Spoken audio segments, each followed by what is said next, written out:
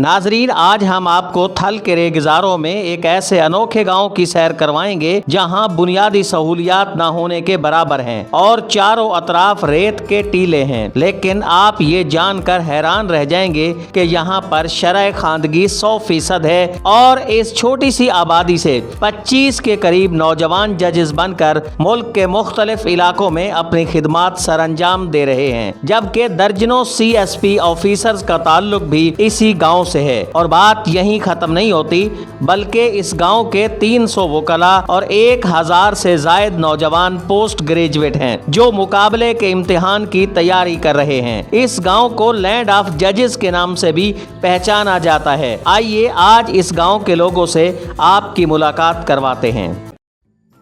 Red button पर click करके और बेल आइकॉन को प्रेस करके डिजिटल पाकिस्तान के सब्सक्राइबर्स बनना मत भूलिए, ताकि ऐसी इंटरेस्टिंग वीडियोस आपको फ्यूचर में भी मिलती रहे।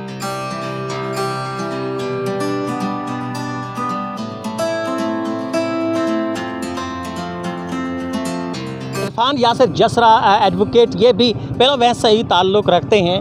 इनसे जानने की कोशिश करते हैं कि पेलोवैंस के अंदर जिसे सिटी ऑफ जजेस कहा जाता है, इसकी वजह क्या है, कितने जजेस यहाँ से ताल्लुक़ रखते हैं, कितने वकला यहाँ से ताल्लुक़ रखते हैं, उनके साथ साथ यहाँ तालीम की शरह क्या। अस्सलाम वालेकुम। वालेकुम सलाम। यासिर साहब, बहुत शुक्रिया, आपने अभी हमें वक्त दिया। पेलोवैंस जिसके बारे में कहा जाता है कि सिटी ऑफ जजेस है, ऐसा ही है? जी सर, इधर 20+ जजेस का है और 80+ वकला हैं। इसके अलावा तकरीबन 300+ लोगों ने LLB किए हुआ है। 80 वकला जो हैं वो बार में काम कर रहे हैं, बल्कि समझें कि खुशाब की बार जो है एक अलहदा पेलोवैंस बार है और उसमें हमारा जो अगर फॉरवर्ड ब्लॉक बनाए तो कोई भी नहीं जीत सकता हमसे। उसके बावजूद ये आबादी तो थोड़ी सी है, देहाती सी आबादी है, बिल्कुल रेगिस्तान है चारों तरफ, इतने जजेस, इतने वकला, ये भी कहा जा रहा है कि यहाँ से डिप्टी कमिश्नर वगैरह भी यहाँ से ताल्लुक़ रखते हैं। हमारे वो टीचर भी हैं, ज़फ़र जमाल जसरा साहब, वो डिप्टी कमिश्नर हैं। इसके अलावा जजेस भी हैं। उसके अलावा सुप्रीम कोर्ट ऑफ पाकिस्तान में डिप्टी सेक्रेटरी फिनांस अपना अब्दुल बासित जसरा साहब हैं, वो भी काम कर रहे हैं। उसके बावजूद कोई तरक्याती काम नहीं है। शहर के अंदर भी अभी तक कच्ची गैलें मौजूद हैं। कच्चे रास्ते होने के बावजूद ना कोई MPM ने किसी ने काम किया है। 15 साल नून लीग की हुकूमत की रही है, ना उसने कभी हमारे बारे में सोचा है, ना हमारे किसी और ने सोचा, ना किसी MPM ने। अभी टिवाना साहब कुछ काम करवा रहे हैं, सोचते हैं, देखते हैं, 2-3 सालों के रहते हैं। अगर वो कौन से मशहूर जजेस यहाँ से ताल्लुक़ रखते हैं पेलोवैंस से? पेलोवैंस से सबसे मशहूर जजेस हैं मलिक सफदर अली जसरा साहब, डिस्ट्रिक्ट एंड सेशन जज साहब। उसके अलावा मलिक मुश्ताक अली बिंगी साहब, वो हैं एंटी करप्शन सेशन जज डिस्ट्रिक्ट डिवीज़न लाहौर के। इसके अलावा मोहम्मद अशफाक जसरा साहब, मोहम्मद इसहाक जसरा साहब, और इसके अलावा अला नवाज जसरा साहब। उसके अलावा अपना है बिंगी साहब, इधर जज हैं फैज़ुल्लाह बिंगी साहब। काफ़ी जज हैं पेलोवैंस से। अच्छा, कुल मिला के तकरीबन कितने जजेस हैं जो यहाँ से? 20+ जजेस हमारे जुडिशरी में काम कर रहे हैं। अच्छा, 20 से ज़्यादा जजेस यहीं पेलोवैंस से ताल्लुक़ रखते हैं? यस सर, काम कर रहे हैं। अच्छा, उसके साथ वकला की तादाद कितनी है? 80+ वकला हमारे हैं। और इसके अलावा LLB जिन्होंने किया, तकरीबन 300+ लोगों ने LLB किया हुआ है। 300 से ज़ायद लोग जिन्होंने LLB किया हुआ है? 300 से ज़्यादा लोग हैं जिन्होंने LLB किया है। उसके बावजूद भी हमारे शहर को यूँ कहा जा सकता है कि पूरी पाकिस्तान की बार पे कब्जा करने लगा पेलोवैंस। समझें कि अगर हमारी डिस्ट्रिक्ट बार खुशाब देखी जाए, अगर हम जिस साइड पर जाएँ वही जीतती है, वही DB का सदर बनता है, वही प्रेसिडेंट जनरल सेक्रेटरी बनता है। उसके बावजूद हमारे शहर को सबसे पीछे रखा गया। अगर देखा जाए तो पूरे डिवीज़न के अंदर हमारा हाई स्कूल पेलोवैंस वो वाहिद इदारा है जिसने तकरीबन 20 से ज़्यादा पोजीशन होल्डर है। जब हम 2013 में इम्तिहान मैंने दिया था ना, जो टॉप पे था वो भी हमारा क्लास फेलो था और सेकंड में भी वो भी क्लास फेलो था।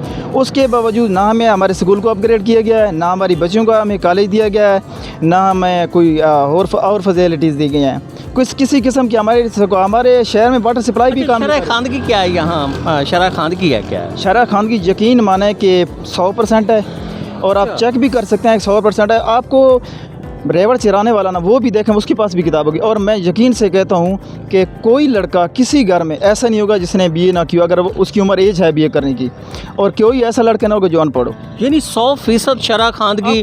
और इधर आप पूछ सकते हैं हर एक से आपकी कितनी तालीम है। आपसे BA मिलेंगे, MA मिलेंगे, LLB होल्डर मिलेंगे। उसके बावजूद भी हमारे शहर को सबसे पीछे छोड़ा गया है। अगर समझा तालीम के हिसाब से समझा जाए तो ये खुशाब का नहीं बल्कि डिवीज़न सरगोदा और पूरे पंजाब में वहद गम होगा जितने सबसे ज़्यादा तालीम पहले नंबर पर है। उसके बावजूद हमारे बुज़ुर्गों ने बहुत कोशिश की थी, प्राइमरी स्कूल बनाए थे, लेकिन उन्होंने अपने खुद कोशिश की थी। MPM ने ना कोई किया है, ना ही अगर चाहिए तो ये था कि वज़ीर आला खुद हमें ग्रांट देता था।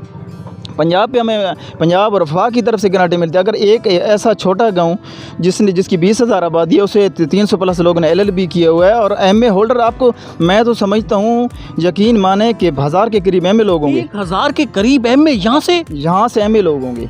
उसके बावजूद कुछ भी नहीं कर रहे हैं। ना कोई हुकूमत सोच रही है, ना कोई हमारे जो सियासतदान है हमारे बारे में सोच रहे हैं। और यकीन माने हमारे स्कूल हैं, हाई स्कूल, उसमें तमाम के तमाम हमारे टीचर हैं पीलो में से हैं। हमारे पीलो मैस पे जितने प्राइमरी स्कूल हैं वो भी पीलो मैस से तल रखते हैं। जो गर्ल्स स्कूल हैं उसमें भी पीलो मैस, बच्चियों की तालीम भी 100% है। देख सकते हैं हमारे हाई स्कूल में 100% होगी। और एक हाई स्कूल होने के वजह सबके सब एक हाई स्कूल पढ़े हैं। ना ही में हमारे स्कूल अपग्रेड किया गया है, ना ही डिग्री कॉलेज दिया गया है। प्राइवेट स्कूल भी यहाँ हैं या सब गवर्नमेंट स्कूल? नहीं, प्राइवेट स्कूल हैं, 2 प्राइवेट हाई स्कूल काम कर रहे हैं। एक लीडर स्कूल है, अब्दुल्ला जसर साहब चला रहे हैं। एक उधर हाई अल हुदा पब्लिक स्कूल है। तकरीबन 300-400 लोग मैट्रिक करते हैं एक साल में, हर साल। उसके बावजूद हमें एक हाई स्कूल नहीं देगा। वारिस कलू साहब MP हैं, रोडा के रहे हैं। उन्होंने बच्चियों को कॉलेज भी उधर दिया, बच्चों को कॉलेज भी उधर दिया। हमारे पीलो में इस पे एक ना कॉलेज दिया है, ना कोई स्कूल दिया है, ना कोई सड़क दिया है, कुछ भी नहीं किया।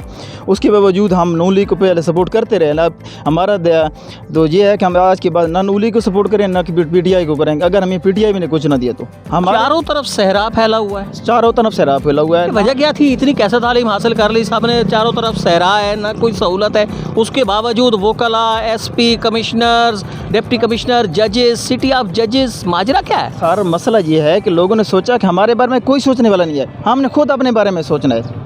यकीन समझें कि हमारे इलाके में इतनी गुर्बत है अभी तक।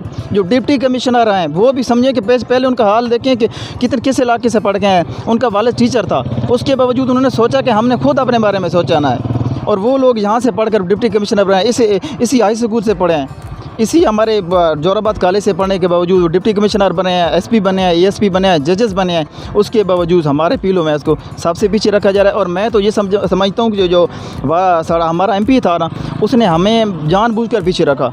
अगर ये लोग तरक्की कर जाएंगे ना तो हमारे सामने आ जाएंगे।